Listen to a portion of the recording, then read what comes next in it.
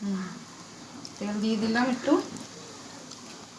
আজকে আমরা বানাবো ঝিঙা আলু পটল দিয়ে বাদাম দিয়ে বাটা দিয়ে মাখা মাখা তরকারি।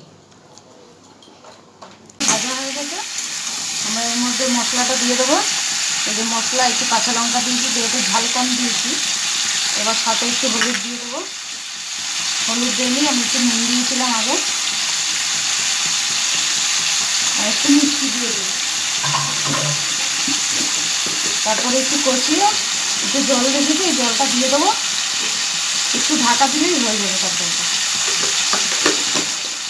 একদম 10 মিনিটের মধ্যে হয়ে যায়, বেশিক্ষণ লাগে না এটা হতে, কারণ সবজিটা তো নরম। একটু ভাজা ভাজা করে নেব।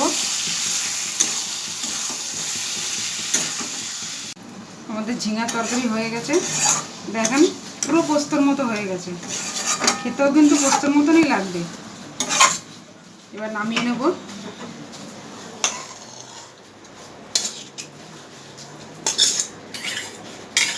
একদম পোস্তর মতনই হয়ে গেছে, বাদাম বেটে সবজি দিয়ে পোস্তর মতো।